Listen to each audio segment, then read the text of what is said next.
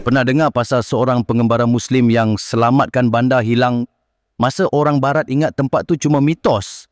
Serius, kisah ni macam filem Indiana Jones, tapi ini kisah benar yang dunia hampir lupa. Nama dia Hassan Al-Wazan. Dalam sejarah Barat, dia lebih dikenali sebagai Leo Africanus. Hassan lahir kat Granada, Sepanyol tahun 1188. Zaman Islam Andalusia tengah nazak. Bila Kristian tawan Granada, family dia terpaksa lari ke Afrika Utara. Sejak kecil lagi, Hassan dah luar biasa. Fasih Arab, Berber, Hebrew, Latin. Umur baru belasan tahun dah jadi diplomat wakilkan kerajaan Muslim kat negara-negara besar.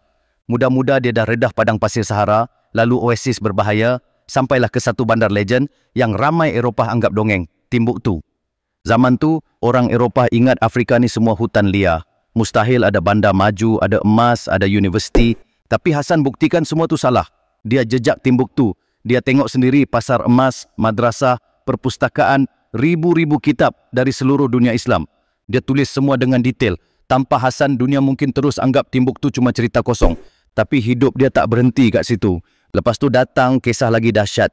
Dikhianati, diculik lanun dan terpaksa ubah identiti. Part tu nanti aku sambung.